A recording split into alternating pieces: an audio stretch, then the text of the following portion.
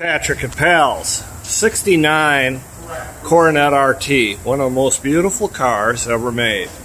This one is really special. It's got dual quads underneath the hood on top of a 440. What a great combination. A Resme Red with dual quads. Jim, this car came in on a tow truck. What did you find? Well, it came in, we've done previous work to it. We put brakes on it and did a tune-up to it. But he came in and he said he went to his garage and it wouldn't start.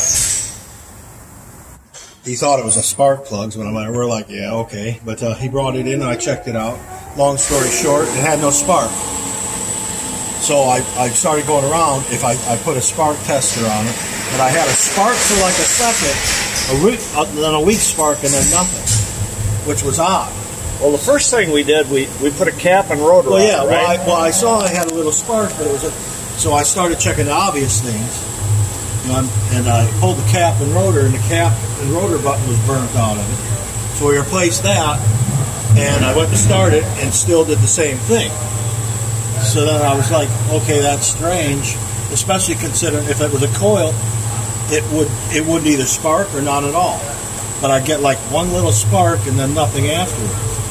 So I figured maybe it's the module, because I'm trying to chase this down. And the module is this thing on the firewall, the orange thing right? on the firewall, yeah. Okay. This car didn't originally come with electronic ignition. Somebody's added that to this car. This would have had points or dual points. Okay. But so I tried a good known module, and I'm still having the same problem. So I was trying to figure out what's going on.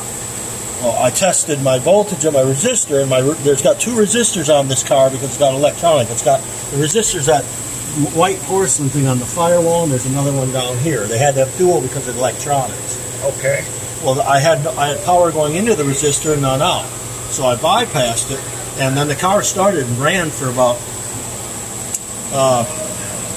minute and a half, 2 minutes, and then it shut off again. I lost power. Well, it took out the other resistor, so we got way too much resistance somewhere, so we had to dig into the wiring and see what was going on.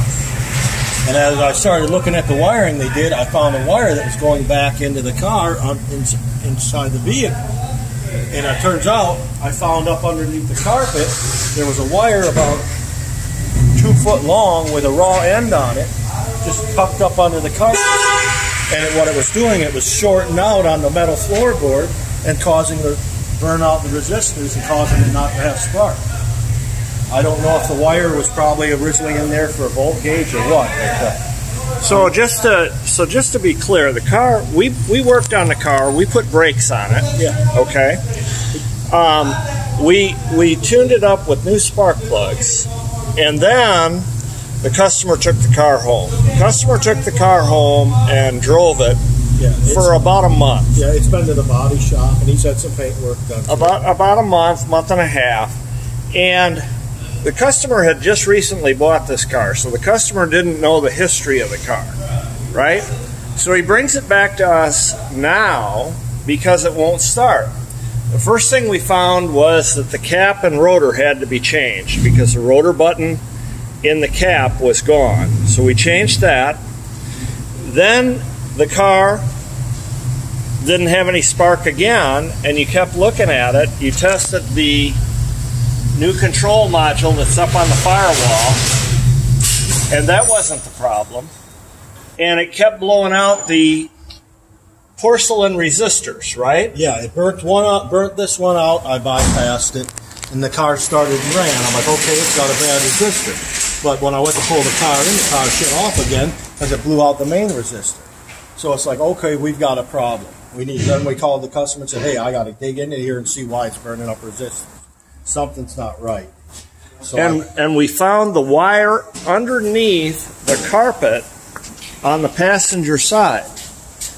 So what that tells you, you're deducting this, is that probably the customer didn't have a passenger until recently. The passenger hit that wire with their feet. Well, yeah, it's up and on the carpet, and it caused it just enough to make it short out and ground out under the carpet.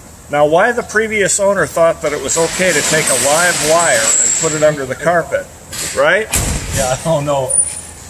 You know, these are the things you find when you do a diagnostic on an older car. You know, folks, You buy these cars, they look good, they run good, and then you change something. You put a passenger in the seat and you have a problem. There aren't too many shops that would have found that. If you've got a Dodge RT 440 and it's got a drivability problem, bring it to Pals. Jim will find the solution. See you soon.